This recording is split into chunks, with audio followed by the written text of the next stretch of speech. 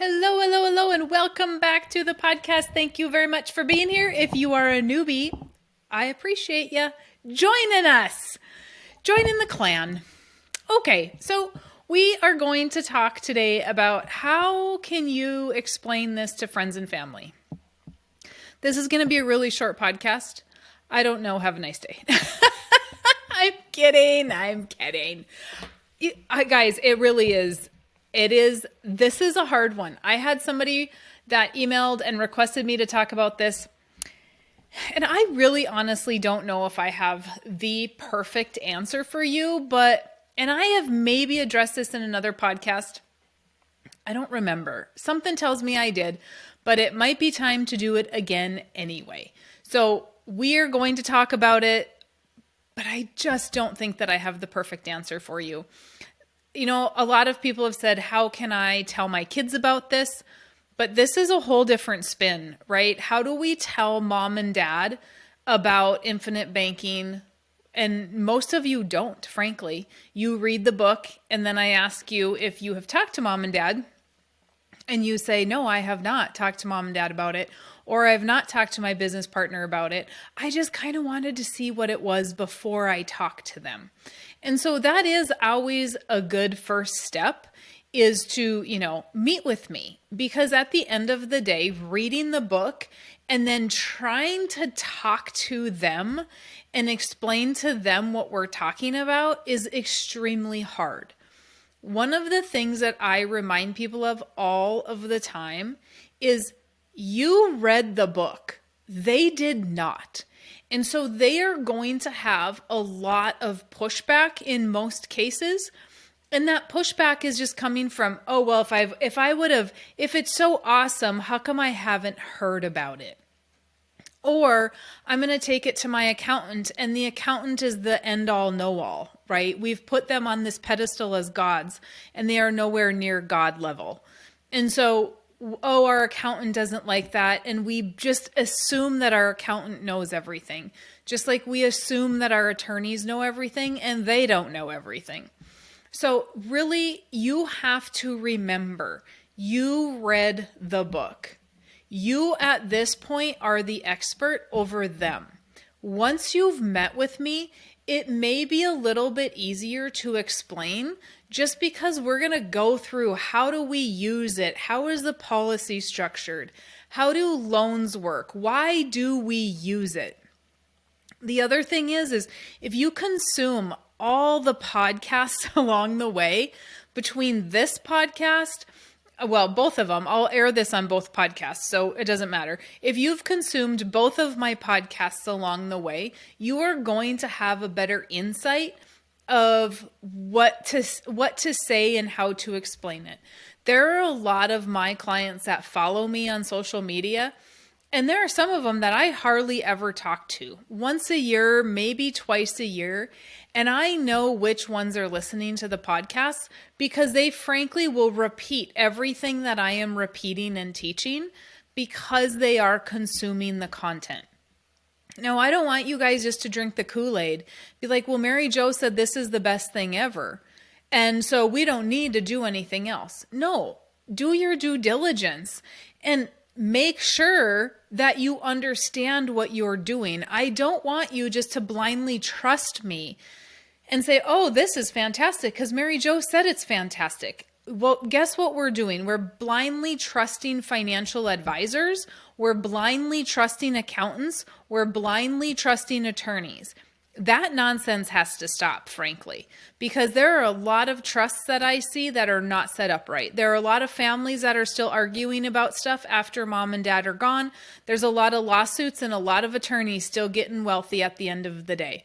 Never, ever 100% trust your attorney. Never, ever 100% trust your accountant.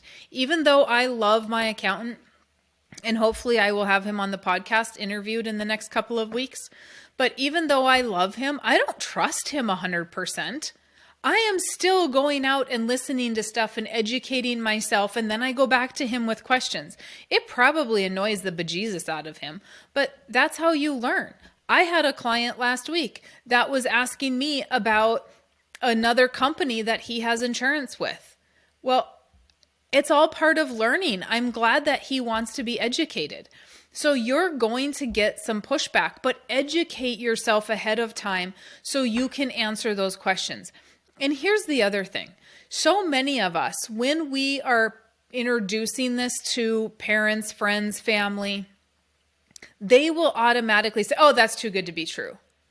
Never say, oh, no, it's not. No, it's not. Do not answer like that. Ask them why. Why do you say that it's too good to be true?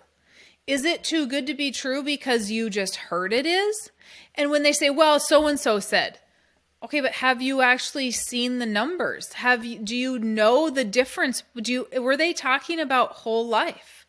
Start asking those questions, because those are some of the biggest issues, is that in the life insurance world, we have had policies in the universal realm that have not done well.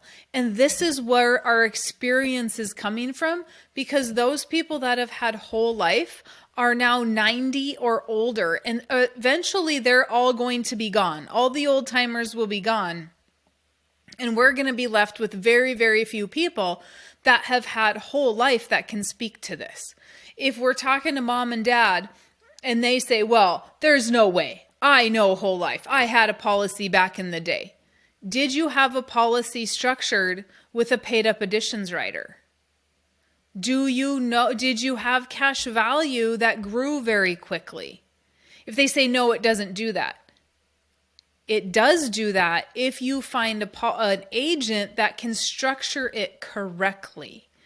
And so if you come across a question that they're going to have that you don't know the answer to, then say, you know what, that's a good question. I haven't heard Mary Jo talk about that yet. Let me get back to you on that one.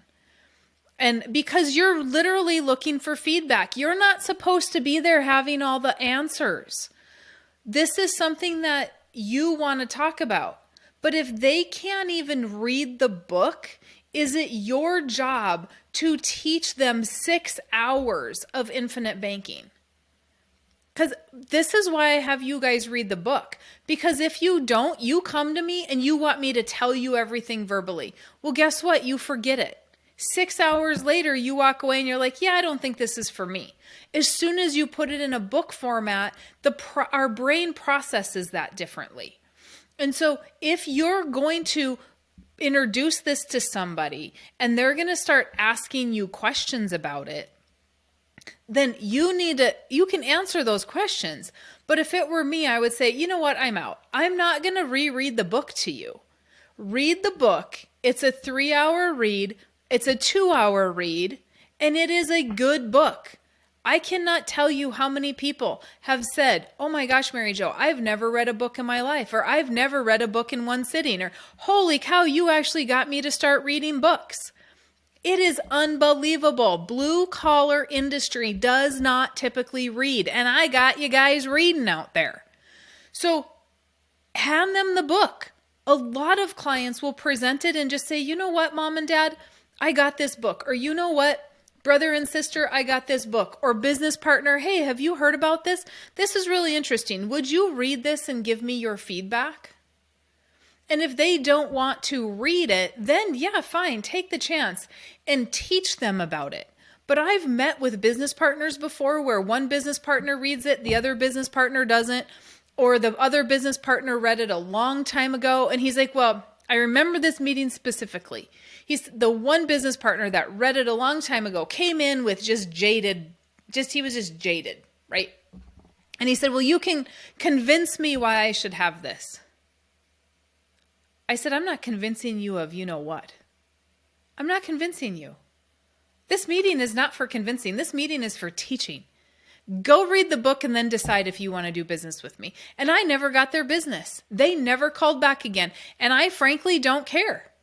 Because I'm not doing business with people that I have to convince them and fight them. If you don't understand it in my book, then go to Nelson's book. If you still don't understand it and you need me to convince you, then go listen to the podcasts, right? There's a lot of stuff there. By the time you have a meeting with me, you don't need to be sold on it by any stretch of the imagination. Like, there's a lot to learn and a lot of things that still need to be answered. But to convince you and sell you something, no, that's not happening in a meeting with me. That, and if you are trying to sell that to whoever you are talking to, they're going to feel that as well. And they're going to be like, oh, I don't want anything to do with this. I already hate life insurance. Now they're trying to sell me on life insurance. If people aren't open-minded, they're just not open-minded. But it's really as simple as saying, hey, I saw this book on the internet and I bought it. And this is really interesting. This is about how we can become the banker, and we can get the bank out of our life. And we can start lending money to people. And we can keep the farm, and we can grow the business this way without anybody asking us questions and without filling out any kind of paperwork. Because we know as farmers and business owners that guess what? We have to fill out a lot of paperwork and answer a lot of questions from the bank, and we don't have to do that anymore. We get to decide how we're going to do that.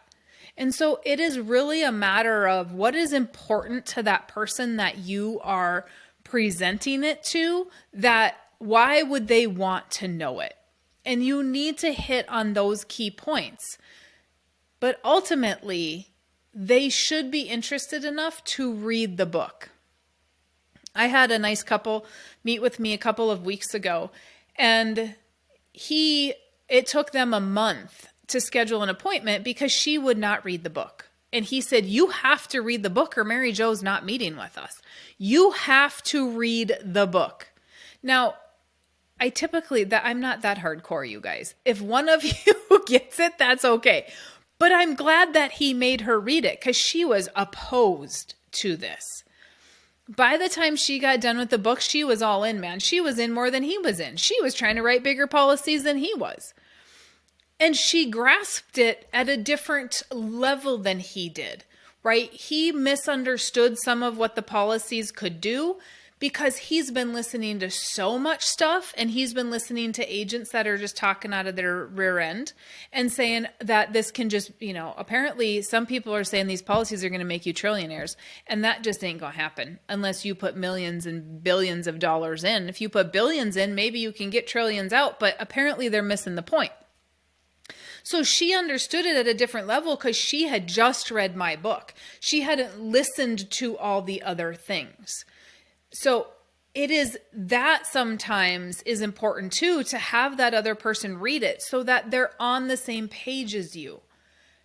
Again, same reason I have you do it. And otherwise you come into the meeting and we're not on the same page. I'm talking way up here, you're still down here, and we're not filling in that gap. And we need to fill in that gap. So it's really just a matter of, presenting it to, hey, I heard about this. What did you think about this? Or don't even tell them about the concept. Maybe if you're talking to friends, like if I picture myself talking to some of our friends, I might be talking about the stock market and say, how's that stock market doing for you? Do you like that money there? Have you ever thought about the fact that it's kind of silly, huh? That we're putting money into the stock market and then we lose it and they tell us that's okay. Why do we think that way? And start questioning, see if they ever question what they're doing. Because if they never question what they're doing, they're probably not going to ever care to learn about the concept. We question it because it's important to us and we think everybody else should. And I do think everybody else should, but they don't. They don't question what's not important to them. And so if I have somebody that says, oh yeah, I don't ever open my statements. If I was meeting with a friend and they said, oh, I never even open my statements. Okay. So how much, do you even know how much you're putting to your 401k? Oh, I have no idea. Do you ever have a desire to have rental property or land or build a business? Or do you ever think that's possible? Would you ever want to do something like that? If they say no, again, they're not going to be people that are most likely thinking outside the box. You could then say, well, I do. I want to. Because, just the way the taxes are structured, they're not structured for employees. They're structured for business owners. They're structured for real estate professionals. They're not structured for just your regular employee. Those are the people that are paying the highest taxes. And so did you know that the Federal Reserve controls our money? All of those things are going to maybe get them thinking. If they have already come across some of that stuff, then this is a great introduction. Now, I know that my mail lady listens to this podcast, but I'm going to use her as a example. I now mail all of the books that you guys order. I mail all of those out of my home. So my amazing mail lady gets to pick up all these books every day. And I don't know at what point was the turning for her of when she started, but she started listening to the podcast and she started listening to stuff. And I'm assuming it was stuff that was not me related. And she made a comment to me that she ordered the book and she now is wearing a tin hat like the rest of us. Okay. She really thought her 401k was the answer. Her pension was the answer. Everything that we have all been taught to believe was the answer. Now, something was a turning point for her. I don't know what that is yet. I'm excited to hear about it. But something was a turning point. Something that you're going to ask your friends or family is going to make them sit back and think. Because when they say, no, I've never thought about anything besides a 401k. And then you say, well, I just heard about this thing that, it's guaranteed money. We don't ever lose anything. And it provides us a death benefit. It's crazy that this is how life insurance works and nobody has taught us that. And approaching it in that manner instead of, oh my God, I just heard about this infinite banking concept. This is absolutely amazing. The best thing ever. When we approach stuff that way, people think it's automatically a scam because they can't get out of their own heads. So it's really, at the end of the day, it's in the approach. It's in the approach for mom and dad. It's in the approach for business partners. It's in the approach for friends and family. Do we all need to be doing this? Absolutely 100%. But that does not mean that we all do this because not everybody cares about money. Some people care about health. Some people care about making food. Some people care more about golfing or four-wheeling or lift kits and exhaust or whatever that might be, right? We all don't have the same interest level. But we have to figure out, are they frustrated with the economy, with the monetary system? And if they're frustrated with their 401k, and a good time to ask them might be by, supposedly the market's going to crash again in the first quarter. So a good time to ask them might be again during another market crash. And make them, tell them to look at their statements. Like, what's actually going on? And why are we just okay holding a financial advisor to a different standard than anybody else? Why can they lose our money, but nobody else can? I mean, think about it. I was in a deal. Oh God, this was probably 18 years ago. I had given some guy money to do some Forex trading stuff. And the SEC came down on him, and apparently he's in prison, and I never got my money back. But was the guy doing anything illegal? I honestly, to this day, don't know that he was. I still, to this day, think that the SEC was like, oh, this guy knows how to manipulate Forex trading, and he's making a lot of money. And so we are going to crack down on that. Was he money laundering and moving money, taking money from one person, giving it to another? Absolutely, he could have been. 100%. In that case, yes, he should have been in jail. But that doesn't stop me from learning other things. It's just a matter of, was that the government, my point there is when things are good, the government sometimes wants to come in and shut them down, right? And that guy went to jail. But how come our financial advisors can lose money and they don't go to jail? And I know why. Like, I don't need anybody to explain that to me. I know why. But why can some people lose your money and go to jail while others cannot? Just because they have a license financially and a license to say, I can lose your money without going to jail. Because I took a test to do so. Kind of scary. I think that's kind of scary. That's all I have for advice on that. I don't have any more advice because, you guys, I struggle just as much as you do. And some of it's just in the law of numbers. Some people are born followers and they need to see somebody else doing it. But if you look at the cover of my book, it says that I have sold over 20,000 copies. And I don't have 20,000 clients. It is maybe 1% of that. And so we really have to look at how many people you need to talk to that actually give a crap before anything happens. It's a lot. It's a lot. All right. Let me know if you have more podcast topics. I love it. I had no idea what I was going to talk about today. So I appreciate the fact that I got sent a topic. It helps me. If there is something that I have not talked about, please let me know. MaryJo@withoutthebank.com. If you've not gotten the book yet, go to farmingwithoutthebank.com or withoutthebank.com and grab your books.